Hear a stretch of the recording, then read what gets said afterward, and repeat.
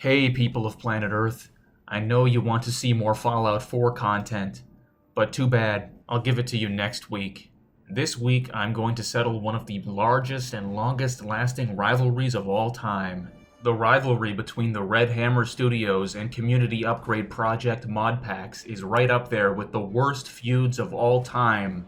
Bloods vs. Crips, Hatfields vs. McCoys, Lamborghini vs. Ferrari, Coke vs. Pepsi, Alien vs. Predator, Israel vs. Palestine, Kenny vs. Spenny, Naruto vs. Sasuke, Edward vs. Jacob, RHS vs. Cup is on the same fucking level. People have been fucking gunned down in the streets over their mod preferences. People have died for this shit. Okay, not really. In truth, there is no rivalry between Cup and RHS. Both of these mods can be used alongside each other without issue.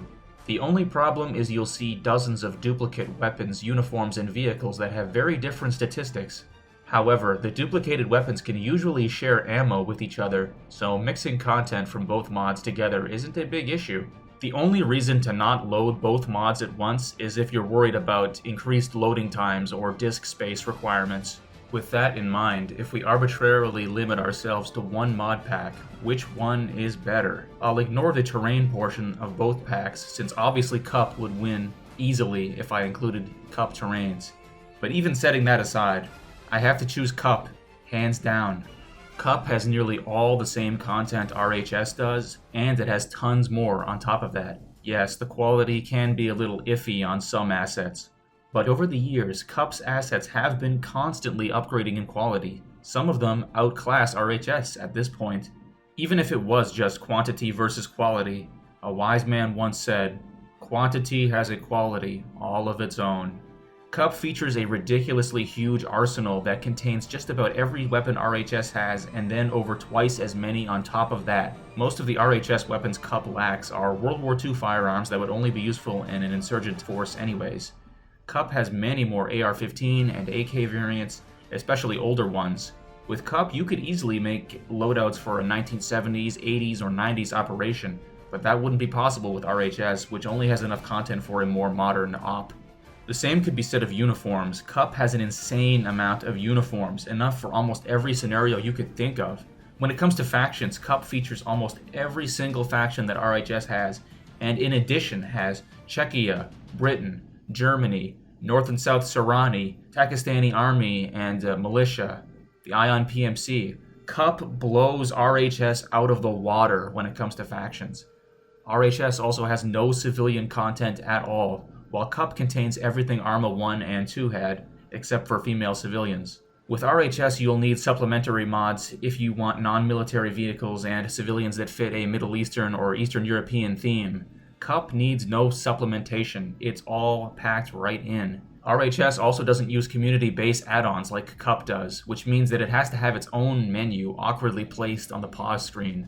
Cup and nearly every other mod uses CBA settings that are much easier to configure. Let's take a look at some specific examples of content that is shared in both mods. Take the M32 MGL. It's featured in both mods, but the texture in Cup is undoubtedly much better looking. It almost looks flat textured in RHS, and part of the weapon has an iridescent stripe on it. Cup's take on the M32 sounds a lot better as well. It's a nice thwomp sound that is easily distinguishable from a regular firearm.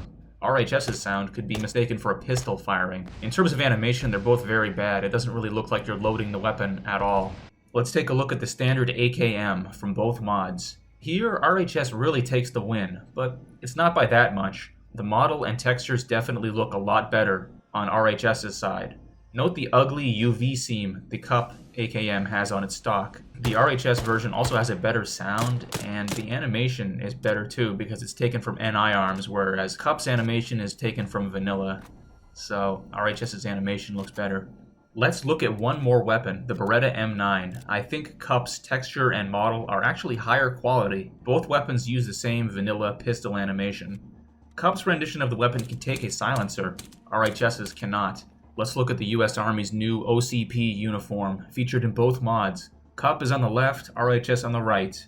RHS definitely has much more detail in the shoes, and the clothing is more realistically baggy and features creases and folds. Cup's take on the uniform is more simple, but it's far from ugly. Let's look at the same Humvee variant in both RHS and Cup. It's clear that RHS takes a huge win here. RHS's Humvee has a very detailed interior, with working gauges and legible warning labels. The steering wheel is held properly in the driver's hands. The co-driver's seat has a built-in GPS and map, with Blue Force tracking. The gunner's seat has a picture-in-picture camera so he can engage targets without losing full situational awareness. Cup's Humvee has a virtually empty interior with low-res textures that can't even be read. The steering wheel turns by itself like Arma 2's vehicles. The gunner's seat doesn't have any kind of PIP camera, and there's no built-in GPS or any other equipment to speak of. Vehicles are not universally worse on Cup's side, however. Taking a look at the M1 Abrams tank, Cup's Abrams might not have as much detail on the treads, but texture quality is right up there with RHS. Cup's Abrams actually features an interior, while RHS's doesn't have any at all. I would show you some more examples, but right now my throat is killing me. I have some sort of terrible disease. Maybe I have strep throat again. I don't know what it is, but I can barely fucking talk right now, so I don't want to make a video that's too long. I have nothing against Red Hammer Studios. I think they make great content, but I would rather use Cup because Cup has all the content I need in one place. I wish I could have made a longer, more informative video, but I'm sorry, my throat is killing me right now. I can't speak anymore. Next week I'll make a video on Fallout 4, I promise. Right now I gotta rest up. I need a fucking lozenge. Fuck.